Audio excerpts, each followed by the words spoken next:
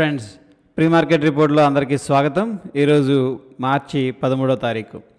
ముందుగా ఏడిఆర్సి యొక్క సెంటిమెంట్ ఎలా ఉందనేది ఒకసారి చూద్దాం. ఫ్రెండ్స్, మనకి హెచ్డిఎఫ్సి బ్యాంకు వీక్గా కనిపిస్తుంది అండ్ ఐసిఐసిఐ బ్యాంకు వీక్గా క్లోజ్ అయింది. Wipro, doctor Reddy's and of course Infosys కూడా మొత్తం నెగిటివ్గా క్లోజ్ అయినాయి.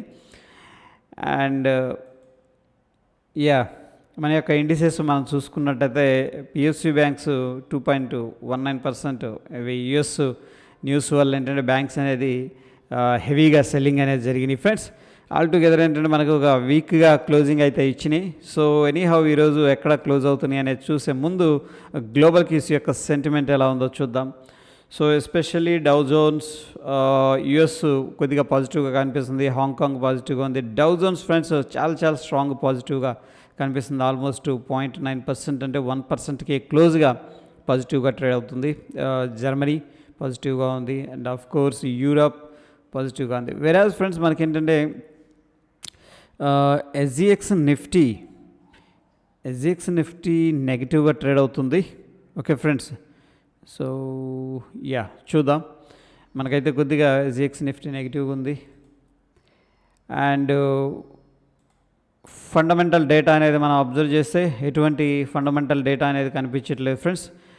అండ్ జిఎన్ఎఫ్సి, బలరామ్ చిమ్నీస్ అండ్ ఇవి వచ్చేసరికి బ్యాన్ లిస్ట్లో ఉన్నాయి. Next Indiabulls housing finance, Adani enterprises, Ambuja cement అనేది మనకి బ్యాన్ లిస్ట్లోకి వెళ్ళే అవకాశం ఉంది. సో ఫ్యూచర్ అండ్ ఆప్షన్స్లో పొజిషన్స్ తీసుకునేటప్పుడు ఈ మూడు కూడా దృష్టిలో పెట్టుకోండి ఈ స్టాక్స్.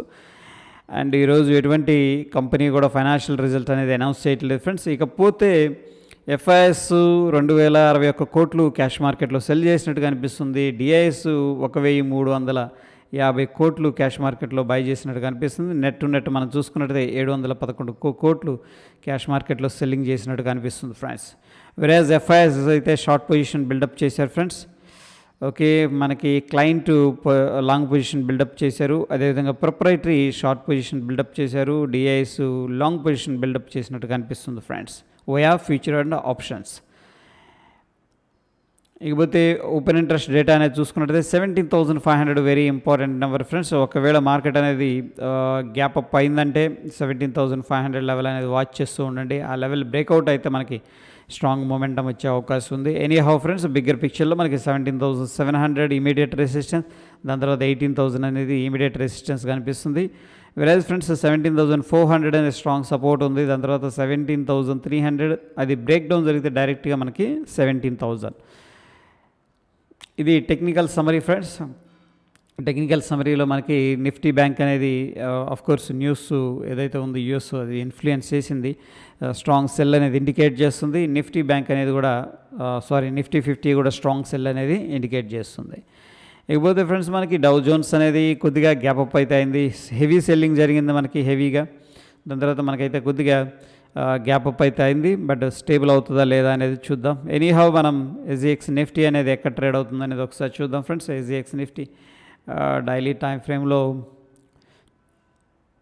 17,386 దగ్గర ట్రేడ్ అవుతుంది. రఫ్గా ఫ్రెండ్స్ మనం 17,390 అనుకోవచ్చు. ఇది ఎస్జిఎక్స్ నిఫ్టీ ట్రేడ్ అవుతుంది. అదేవిధంగా నిఫ్టీ మనకి ఎక్కడ క్లోజ్ అయిందని ఫ్రెండ్స్ 17,412 దగ్గర 10 రఫ్గా. సో ఆల్మోస్ట్ ఫ్లాట్ ఓపెనింగ్ ఉండొచ్చు. ప్రస్తుతం అయితే ఒక 20 పాయింట్స్ పాజిటివ్గానే కనిపిస్తుంది. స్మాల్ గ్యాప్ అప్ అయితే మనం ఎక్స్పెక్టేషన్ అనేది చేసుకోవచ్చు friends. That is all about pre market report. And friends, ఈరోజు యొక్క స్ట్రాటజీ మార్కెట్స్ ఏంటంటే డౌ జోన్స్ ఇవంతా కూడాను ముందైతే కొద్దిగా రికవరీలో కనిపిస్తున్నాయి కాబట్టి మనం అంత బేరిష్గా ఉండము.